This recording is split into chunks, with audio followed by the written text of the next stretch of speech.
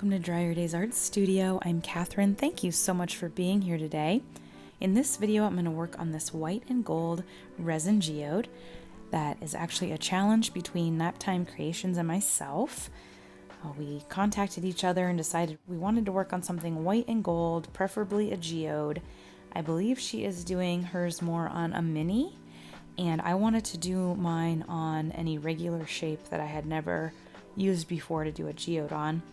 And I decided to use this hexagon panel that I had gotten from Trikel. Definitely check out Naptime Creations on YouTube. I will link her channel below in the description.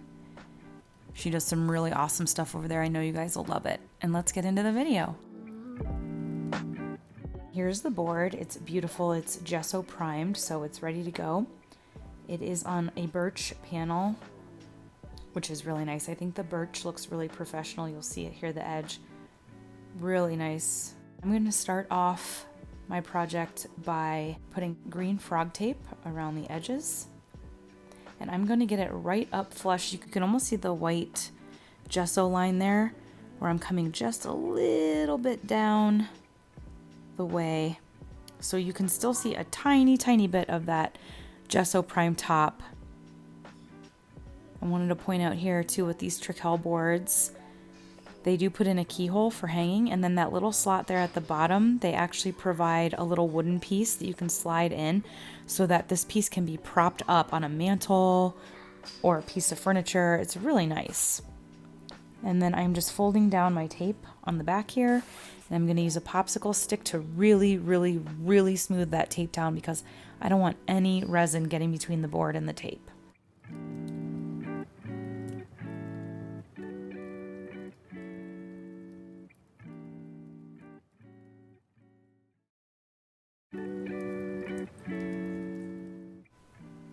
And I'm just going to continue this taping process around the entire edge.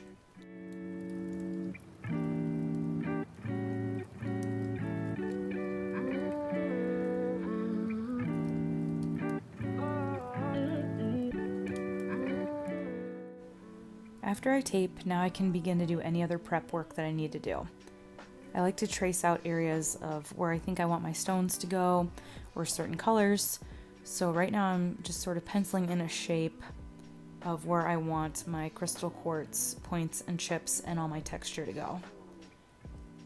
After I do this, this would be the point where I would paint the board, but because this is a white and gold geode, I'm opting to leave the board just the white gesso primed color. And so once I have this sketched in the shape that I want, I will begin putting down my stones. As you can see there, I am using crystal quartz points that I actually sell in my store. So I will link them below where you can get these. I sell them in 100-gram bags, and you get a selection of different size pieces, as you can see there. I also have crystal quartz chips, which I also sell in 100-gram bags, and I'm going to be using those in this piece too. Off to the right, you can see some gold mirrored glass that I got at Michael's. And I'm going to be using some other plastic gems and vase fillers to fill out this area of texture. I'll list everything that I'm using in the description. Some of the pigments that I'm using I won't be able to list because I am trying them out to see if they are something that I want to carry in the store. So I was using this to test them. And some of them I probably will be carrying and some that I won't. But the glitter and the textures and all that I will link so you can find those. And here we're just going to time lapse. I always think this is cool to watch the process sped up.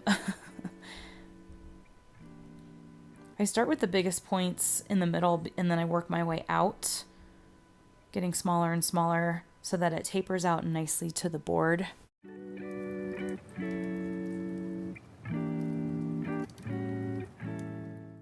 I've gotten a couple questions about glue that I wanted to answer here. A couple people asking me about hot glue and if I have issues with discoloration once the resin hits it, if it yellows, or if I get discoloration while I'm actually putting the glue on the board. And I have had something like this happen before, so now I'm very particular about what hot glue sticks I will purchase. They have to be really, really clear, no blue tint or yellow tint to them at all. I do find because I start with the biggest points first and I kind of get those in the middle of the bunch, and that's where I'm using my hot glue, that as I cascade out with the smaller chips, what I do is I drizzle with a clear Elmer's glue. You'll see me do that in the video here. I'll drizzle that on the smaller pieces around the outside, and that dries very clear and that does not react adversely with your resin. So as long as you kind of have that glue in the middle under those quartz points, you're going to end up covering it with stuff, but I would be mindful of what kind of glue stick you're purchasing and just really make sure that the quality of the glue looks nice and clear.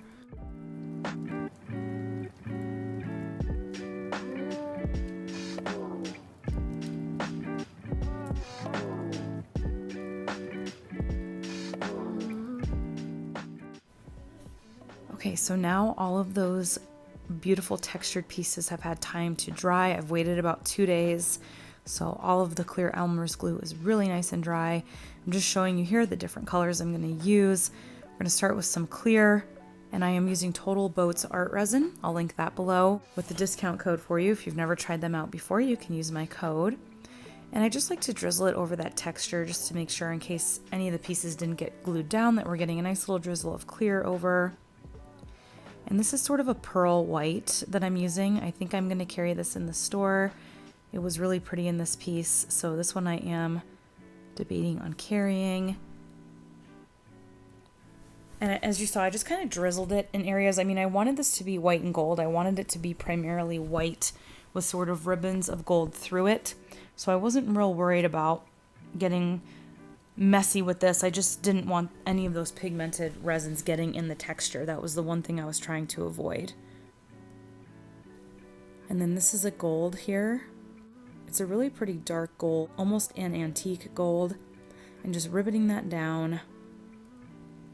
The glitter that I'm going to use here is my fine biodegradable glitter, and I mixed a little bit of my golden brown very fine biodegradable glitter in there too. So it's a mix of the both. Another really pretty glitter that would have been nice in here is my Pan for Gold, and that has a lot of different sizes and shapes. It actually probably would have been really cool too, because the extra large golden brown flakes are almost like a hexagon shape, so that probably would have been really cool. But I wanted to keep this a little finer. I didn't want too chunky of a glitter in there. I wanted this to be a really delicate piece, and I thought the chunkier glitter might kind of take away from that. And I'm just going to keep working the board, adding pigments, adding clear. And then I am going to come through at the end and ribbon on some of my white matte pigment. And you'll see that here in a minute.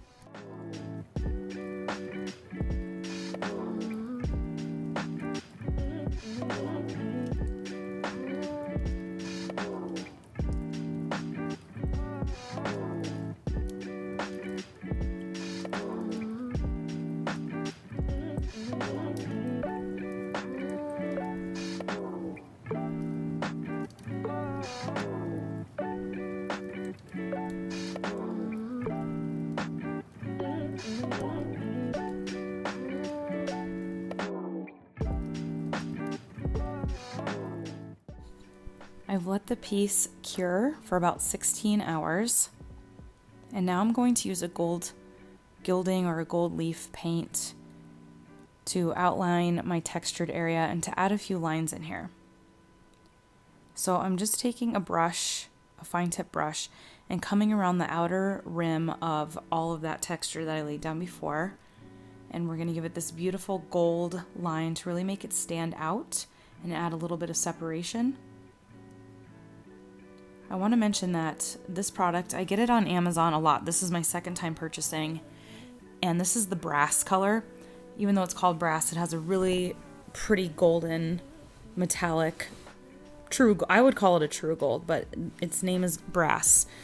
And every time I get it, it's like a little bit of the product has spilled out.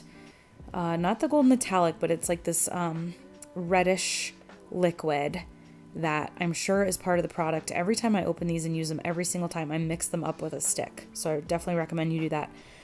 So it's almost like some of this liquid has seeped out a little bit. And I end up really having to mix it up, make sure it all looks great, that the color is consistent. and I've done it before with no problem at all.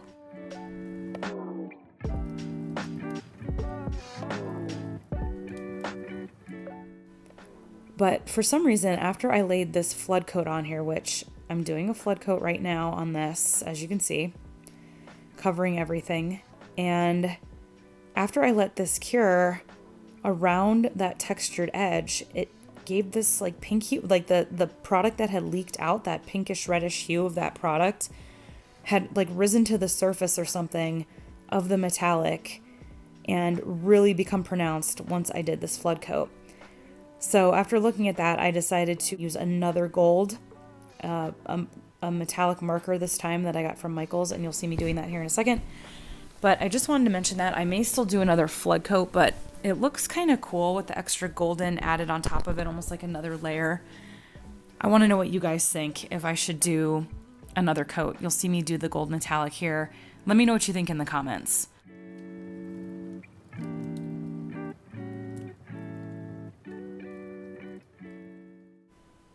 Okay, I wanted to mention a few things about pulling tape real quick, especially when you have done 2 layers and your tape has been on here more like 48 hours and not 24. You can really see there too when I held it up around that textured edge what I mean by how that color almost turned brassy looking. When I said that the pink kind of rose to the surface, then it definitely gave it a brass look, and I've never had that happen with this product before. So once I have done a couple of layers and my tape has been on here for a few days, it can be really hard to get off. So I'm just going to come around with my heat gun and lightly hit the edges a little bit, just in this one section right here. I'm going to go section at a time, just lightly hit it. And I'm going to take my orange stick to sort of start an edge here to be able to pull up. Now I have my gloves on, and I want you to see that I'm holding the edge of the piece. I don't have any fingertips at all on that top artwork part of the piece. It's all either around on the edges, on the sides, or on the bottom of the piece, because even if it's hard and it's curing, if you press too hard with your glove fingerprints in there, you can get indentations in your piece, and we want it to have a really nice light glass-like finish. So I just wanted to comment on that when pulling tape, because I know in a lot of my earlier videos I say, oh, you have to come in and pull tape within 24 hours, you have to. And that is true if you're only doing 1 layer. But I knew I was going to do a flood coat on this, and that my resin drips were going to get pretty hard. And I just want to show that if you lightly come in with that heat gun and then use an orange stick, you can really pull this off nicely, and still just using the gloves to protect our hands and our piece.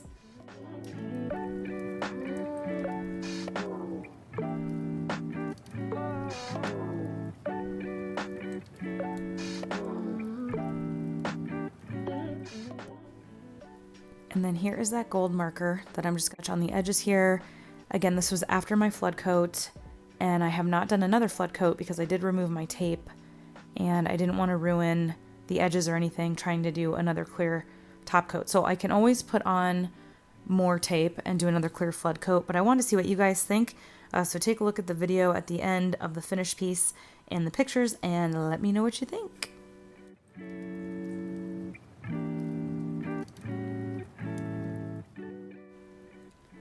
Using the marker, I'm just going to dot some select little pieces of mirrored glass and a couple of the plastic vase fillers that I used to fill this out, and I'm just going to touch it with a little bit of that gold metallic to help sort of blend these sections together.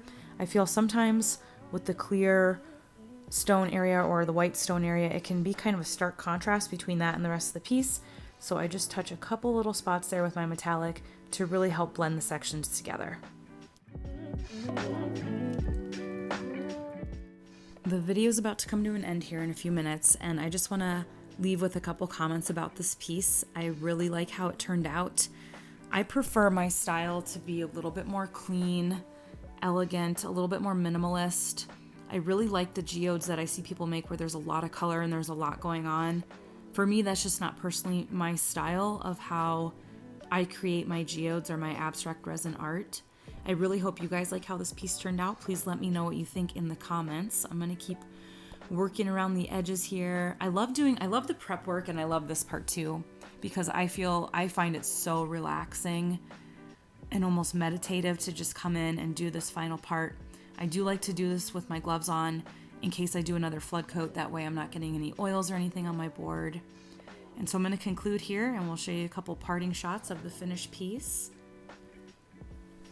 If you're on Instagram, come find me over there at DryerDays. I post a lot of art and fluid art related things.